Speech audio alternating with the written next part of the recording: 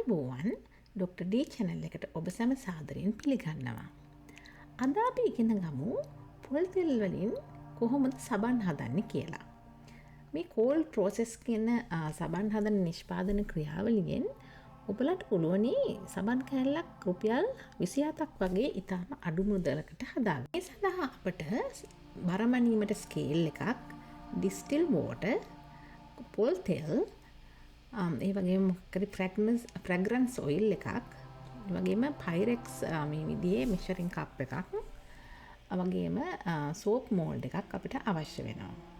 මේ වගේ soap mold එකක් ඔයාලට ගෙදරදී හදා ගන්නටත් පුළුවනි. ඒ වගේම මේ වගේ disposable plastic පොඩි භාජනයක් තිබුණත් හොඳයි අපිට මේ sodium hydroxide මැන ගැනීම. එතන තියෙන්නේ ඔයගොල්ලන්ට අවශ්‍ය රෙසිපි එක. ඔයගොල්ලන්ට පේනවා අපිට අවශ්‍යයි පොල් තෙල් ග්‍රෑම් 500ක්, ඒ වගේම ලයි ග්‍රෑම් 73.3ක්, වතුර ඩිස්ටිල් වෝටරයි මේකට අපිට ගන්න ඕනේ. එතකොට ඔයගොල්ලන් කඩේකින් ඩිස්ටිල් වෝටර් ගන්න අවශ්‍යයි. වතුර ග්‍රෑම් 150ක්. ඒ වගේම ඔයගොල්ලෝ කැමති නම් මේකට දාන්න පුළුවනි පොල් කිරි මේස හැඳි 3ක්. ඒ වගේම මොන හරි fragrance oil එකක් හරි නැත්නම් essential oil එකක් හරි. මෙතෙන්දි මම ජැස්මින් කියන fragrance oil එක තමයි භාවිතා කරන්නේ. පළමුවෙන්ම අපි කරන්නේ අපි මේ sodium hydroxide ඒ කියන්නේ ලයි ද්‍රාවණය හදා ගැනීමට අවශ්‍ය වතුර ග්‍රෑම් 150ක් මේ විදිහට අපි ස්කේල් එකකට තියලා ඉස්සලාම ඩිස්ටිල් වෝටර් මැන ගන්නවා. ඊට පස්සේ අපි මේ විදිහේ disposable plastic භාජනයකට අපිට අවශ්‍ය sodium hydroxide ප්‍රමාණය කිරා ගන්නවා. එතකොට මේකෙදි මතක තියාගන්න ඕන දෙයක් තමයි මේ විදිහේ Google පාවිච්චි කරන්න. මොකද ඇස් වලට sodium hydroxide වැටෙන්න දෙන්න එපා. ඒ වගේ මේ විදිහේ හොඳ gloves දෙකක් පාවිච්චි කරන්න. එතකොට ඔයාලා long sleeves තියෙන ඇඳුමක් ඇඳුවොත් හොඳයි. මොකද මේ ලයි කියන එක ඇඟට වැටුනොත් ඒ හරි කොතන හරි ගෑවුනොත් ඒක පිච්චෙනවා. කියන්නේ ස්කින් එකට හොඳ නැහැ.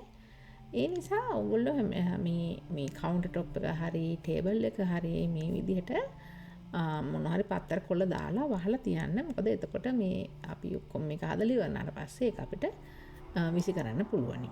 එතකොට කොහෙවත් මේවා ගෑවෙන්නේ නැහැ.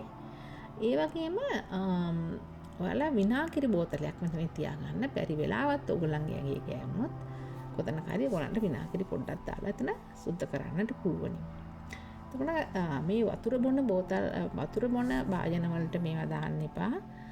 ලයි හදන්න එපා. ඒ වගේම ඒ ගන්න භාජන වෙනම තියාගන්න. මතක් කරලා ඔයගොල්ලෝ ඒක ලේබල් කරන්න. sodium hydroxide කියලා ලේබල් කරන්න. ඒ වගේම මේ ක්‍රියාවලිය පටන් ගන්නකොට කොයි වෙලාවකවත් පොඩි ළමයි ඉන්න තැනක කරන්න එපා. මොකද sodium hydroxide දාමනය ඔයාලා උණු තෙල් එකක් කියලා හිතන්න. ඒක ඒ වගේ රස්නේ නැහැ. ගොඩක් රස්නේ නැහැ. ඒ වගේ නමුත් ඒකෙන් අපේ හමට පිච්චෙන්න පුළුවනි. බැරිලා පොඩ්ඩක් ගෑවුනොත් ඔයාලට පුළුවනි විනාගිරි පොඩ්ඩක් දාලා ඉවරලා ඊට පස්සේ හොඳට වතුර අල්ලලා හොදන්න. එතකොට මතක් කරලා මේක තියෙනකොට විනාගිරි බෝතලයකුත් ළඟින් තියාගන්න. ඒ වගේම කොයි වෙලාවකත් අපි මේ මිශ්‍ර කරනකොට අපි sodium hydroxide ඒ සුදු පාට මේ තියෙන උනන පේන sodium hydroxide ඒක උඩට වතුර දාන්නේ නැහැ. ඉස්සෙල්ලාම අපි වතුර මැනගෙන මේ විදිහකට ඒකට තමයි sodium hydroxide දාන්නේ. එතකොට මේ ද්‍රාවණي අපි හදා ගන්න ඕනේ එලිමහනක. මොකද ගේ ඇතුලේ කරන්න එපා. මොකද දානකොට පොඩි දුමාරයක් එනවා. ඒක ඔයගොල්ලෝ හුස්ම ගන්න එපා. එතකොට මේක මිශ්‍ර කරන එක අපි එළිය කරත් තමයි වඩාම හොඳ. මේ වගේම sodium hydroxide ද්‍රාවණය සදා ගැනීමට ස්ටේන්ලස් ස්ටීල් භාජනයක් හරි මේ විදිහේ ග්ලාස් භාජනයක් හරි ඔයගොල්ලෝ පාවිච්චි කරන්න. මේ වතුර එක සහ sodium hydroxide එළියට ගෙනල්ලා ඉවරලා මගේ මූණ එතනට ලං කරන්නේ නැතුව ඔයාලට පේනවා වතුර එකට තමයි මම sodium hydroxide දාන්නේ. එහෙම නැතුව සෝඩියම් හයිඩ්‍රොක්සයිඩ් ඉස්සල්ලා භාජනයකට දාලා ඒක උඩට වතුර දාන්න. එහෙම වුණොත් ලොකු එකකින් ඔයගලන්ට මෙතන ඇල්ලුවොත් පේනවා මේක රත් වෙනවා. එතකොට ඒක වඩාත් රත් වෙලා ලොකු ඩැමේජ් එකක් වෙන්න පුළුවන්. ඒ නිසා ඕන හොඳට මතක තියාගන්න. වතුරට තමයි අපි සෝඩියම් හයිඩ්‍රොක්සයිඩ් දාන්නේ. දැන් ඔයාලට පේනවා මේක මිල්කි සොලියුෂන් එකක් දැන් තියෙන්නේ. දැන් ඒක අපි කාටවත් අල්ලන්න බැරි තැනක ඇතින් තියලා තියන්න ඒක ක්ලියර් සොලියුෂන් එකක් වෙනකල්. හරිද? එතකොට තමයි ඒකේ ඔක්කොම ගිය වෙලා තියෙන්නේ. දැන් ඒක ඔයාලා ටෙම්පරේචර් එක බැලුවොත් ඒකේ සෙන්ටිග්‍රේඩ් 60ක් විතර තියෙන්නේ. ඒක අපි සෙන්ටිග්‍රේඩ් 38 වෙනකල් කූල් වෙනකල් ඉන්න ඕනේ. ඒ අතරේ අපිට පුළුවනි අපිට අවශ්‍ය පොල් තෙල් ග්‍රෑම් 500 මේ විදිහට ස්ටේන්ලස් ස්ටීල් භාජනයකට මැන ගන්න. හරිද? එතකොට ග්‍රෑම් 500 මැනගෙන ඒක අපි ඔයාලට පේනවා ටිකක් නිදිලා තියෙන්නේ. එතකොට මේ පොල් තෙල් වලුත් අපිට සෙන්ටිග්‍රේඩ් 38ට ගන්න ඕනේ. අපි පොල් තෙල් සහ සෝඩියම් හයිඩ්‍රොක්සයිඩ් මිශ්‍ර කරන්නේ සෙන්ටිග්‍රේඩ් 38ට ආවම. එතකොට එහෙමනම් අපි පොල් තෙල් වල ටෙම්පරේචර් අඩු නම් ඒක 38ට රත් කරගන්නවා. ඒ වගේම අපි වතුරට සෝඩියම් හයිඩ්‍රොක්සයිඩ් දානහම ඒක සෙන්ටිග්‍රේඩ් 60ට විතර යනවා. ඒක 38 වෙනකල් අපි ඉන්නවා. ඊට පස්සේ තමයි අපි මේ දෙක මිශ්‍ර කරන්නේ. දැන් ඔයාලට පේනවා මම පොල් තෙල් ග්‍රෑම් 500ක් මේ විදිහට මැන ගන්නවා.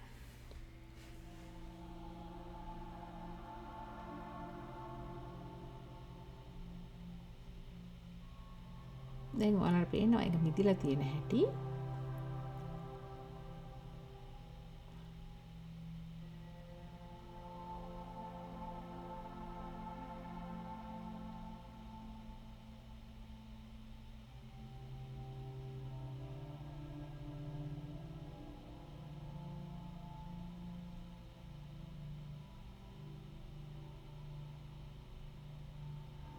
දැන් මේකේ ටෙම්පරේචර් එක අපි බලමු කීයද කියලා.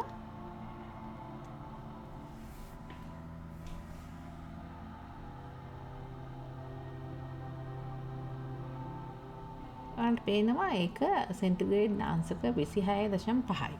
එහෙමනම් මම කරේ මේක දැන් ගෙනලා ස්ටෝව් টොප් එකට තියලා පොඩ්ඩක් රත් කරගත්තා. රත් කරගත්තට පස්සේ අපි බලමු දැන් මේකේ ටෙම්පරේචර් එක කීයද කියලා. ඔයාලට පේනවා දැන් ඒකේ අර මිදිලා තියෙන ගතිය ගියා 37.2යි. කියන්නේ 38ට කිට්ටුයි. එහෙමනම් මේක අපිට සෝඩියම් හයිඩ්‍රොක්සයිඩ් ද්‍රාවණයත් එක්ක මිශ්‍ර කරගන්නට පුළුවනි. දැන් පේනවා බලන්න 37.8යි. කියන්නේ මේක දැන් පොල් තෙල් ගානට රත් වෙලා තියෙන්නේ. දැන් අපි මේ රත් කරගත් පොල් තෙල් එකට අපි සෝඩියම් හයිඩ්‍රොක්සයිඩ් දාගමු. දැන් අපි බලමු ඒක ටෙම්පරේචර් එක කීයද කියලා. ඔයාලට පේනවා දැන් අර මිල්කි විදිහට තිබුණු සෝඩියම් හයිඩ්‍රොක්සයිඩ් ද්‍රාවණය දැන් සුදු පාටට ක්ලියර් වෙලා තියෙනවා. දැන් බලන්න මේකේ 59.8යි. ඒ කියන්නේ තාම සෙන්ටිග්‍රේඩ් 60යි. කියන්නේ මේක ඔයාලට මම ඉස්සෙල්ලා කිව්වා වගේ ගොඩක් වතුරට දැන් සෝඩියම් හයිඩ්‍රොක්සයිඩ් දානකොට මේ භාජනය රත් වෙනවා. දැන් එහෙනම් අපිට මේක 38ට යනකල් ඉන්න ඕනේ. දැන් මේ තියෙන්නේ මේ සෝඩියම් හයිඩ්‍රොක්සයිඩ් දාවණය 30 minutes වලට පස්සේ ඔයගලන්ට පේනවා ඒක දැන් සෙන්ටිග්‍රේඩ් 38ට අඩු වෙලා තියෙනවා ටෙම්පරේචර් එක. එහෙමනම් දැන් අපිට මේ දෙක මිශ්‍ර කරන්නට පුළුවනි. දැන් අපි සෝඩියම් හයිඩ්‍රොක්සයිඩ් ද්‍රාවණය සහ පොල් තෙල් පොල් තෙල් වලට අපි සෝඩියම් හයිඩ්‍රොක්සයිඩ් ද්‍රාවණය මේ විදිහට ඇඩ් කරන්නට පුළුවනි. මේ වගේ වෙලාවට නිකන් කෙලින්ම වැටෙන දැම්මොත් එහෙම මේකේ එයා බබල්ස් හැදෙන්න පුළුවන්. ඒ නිසා හැන්ද උඩට දාන්න. එතකොට නිකන් කැළතිලා ඒක ඇතුලේ එයා බබල් හැදෙන්නේ නැහැ. පරිස්සමින් සෝඩියම් හයිඩ්‍රොක්සයිඩ් ද්‍රාවණය දානකොට දාන්න.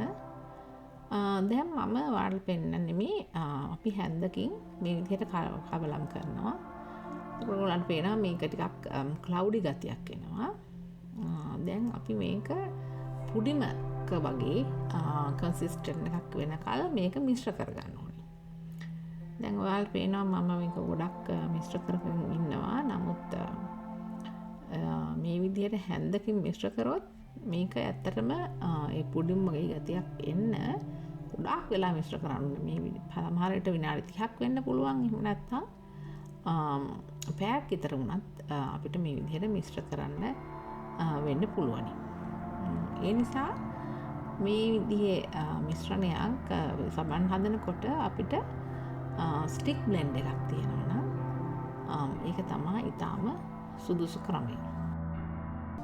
මේ තියෙන්නේ දැන් මම විනාඩි 10ක් විතර මේ විදිහට හැන්දකින් මිශ්‍ර කරාට පස්සේ ඔයාලට පේනවා පොඩ්ඩක් තික් ගතියක් තියෙනවා. නමුත් ගොඩක් තික් නැහැ. ඒ නිසා මම ඊළඟට කරන්න යන්නේ මේ විදිහට ස්ටික් බ්ලෙන්ඩ් එකක් අරගෙන ඒකෙන් මිශ්‍ර කරලා බලනවා.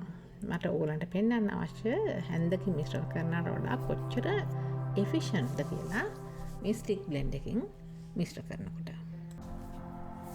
දැන් මම කරන්න යන්නේ ස්ටික් බ්ලෙන්ඩ් එකක් අරගෙන ඒකෙන් මම මේ මිශ්‍රණය මිශ්‍ර කරනවා. ඔයාලට පෙනේ මේක ස්ටික් බ්ලෙන්ඩ් එකෙන් එක පාරටම පොඩි පල්ස් එකක් වගේ දෙනකොටම පහලින් සුදු පාටට සබන් හැදෙන ආකාරය. ඊටාම හරිම එෆිෂන්ට්. ඔන්න බලන්න මම එක බ්ලෙන්ඩ් කරනකොටම ඔයගලන්ට පේනවා සුදු පාටට පහලින් හැදීගෙන එන එක. දැන් ඔයගලන්ට පේනවා මම පොඩි 3 පාරක් විතර වගේ මේ ස්ටික් බ්ලෙන්ඩ් එකෙන් මිශ්‍ර කරේ. එතකොට අර හැන්දකින් මිශ්‍ර කරනවට වඩා ඊටාම එෆිෂන්ට් මේක. විනාඩියක්වත් අපිට කරන්න අවශ්‍ය නැහැ. දැන් මේ විදිහට ඔයාලා මිශ්‍ර කරනකොට පොඩ්ඩක් ඒක උස්සලා ආයෙත් තියලා බලන්න අර බ්ලෙන්ඩ් එකේ අර රවුම අර සබන් මිශ්‍රණයේ උඩින් පාර හිටිනවද කියලා. ඒක තමයි හරිම ගානට ආවනම් අපිට ඒ විදිහට පේනවා. තාම මේක දියාරු වැඩි. මම තව ටිකක් මේක බ්ලෙන්ඩ් කරනවා.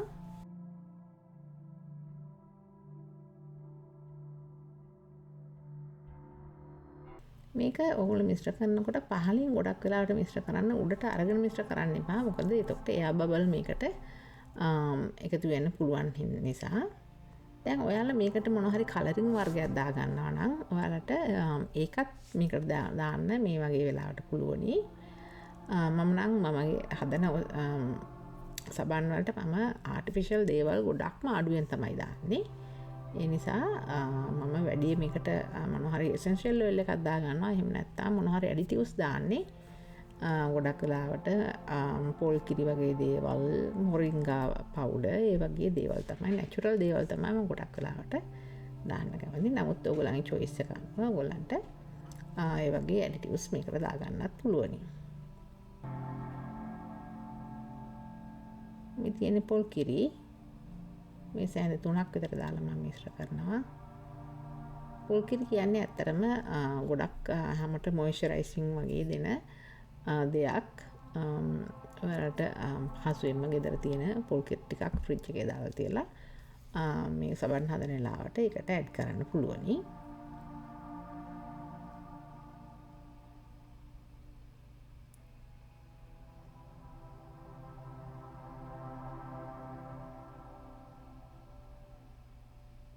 මේ තියෙන්නේ ජැස්මින් එසෙන්ෂල් ඔයිල්. ඒකිනුත් බින්දු 2-3ක් මම මේකට දාගන්නවා. දාලා ආයෙ පොඩ්ඩක් මිශ්‍ර කරනවා.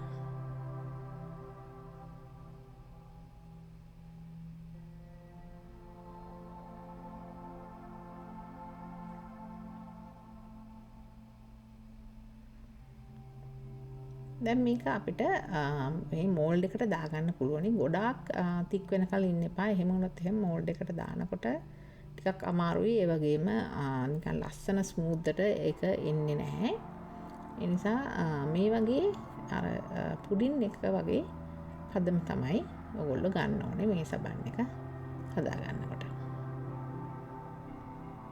දැන් ඔයාලට පේනවා කොච්චර ලේසියිද මේක හදා ගන්න. මේ විදිහේ මේ තියෙන රෙසිපි එකෙන් ඔයගලන්ට පුළුවන් සබන් කෑලි ඇත්තටම 9ක් හදාගන්න. එතකොට ඕගොල්ලන් ගෙදර පොල් තෙල් තියෙනවා නම් ඔයාලට පොල් තෙල් වලට වියදමක් යන්නේ නැහැ. අපිට මේ සෝඩියම් හයිඩ්‍රොක්සයිඩ් ගන්න පුළුවන් ඇත්තටම බේත් බඩු කඩේකින්. මේකට අවශ්‍ය සෝඩියම් හයිඩ්‍රොක්සයිඩ් ප්‍රමාණයට ඕගොල්ලන්ට රුපියල් 250ක්වත් යන්නේ නැහැ. එතකොට 250 අපි නම් මෙහෙම බෙදුවහම රුපියල් 27ක් වගේ පොඩි ගාණක් තමයි මේ සන්න මේකට රුපියල් 250 යන්නේ. කියන්නේ එක සබන් කැල්ලක් රුපියල් 27ක් විතර වගේ වෙන්නේ. එතකොට මේ වගේ සබන් කඩෙන් ගන්න සබන් වලට වඩා ඒවා ගොඩක් ඩිටර්ජන්ට් වලින් සමහර වෙලාවට හදලා තියෙන්නේ. පොල් තෙල් වලින් හදලා ගෙදරින් තමන්ට අවශ්‍ය මේකට අවශ්‍ය වෙන ඇඩිටිව්ස් දාලා තමන්ටම හදා ගන්න පුළුවනි. මේ සබන් දැන් අපි මෝල්ඩ් එකෙන් ගලවන්න කලින් අඩුම ගානේ පැය 24කට හරි පැය 48ක් හරි තියන්න ඕනේ. තියලා ඉවරලා තමයි අපි මේක මෝල්ඩ් එකෙන් ගලව ගන්න ඕනේ. මේ තියෙන්නේ සබන් අපි පැය 24ක් ගියාට පස්සේ මෝල්ඩ් එකෙන් ගලව ගන්න ආකාරය.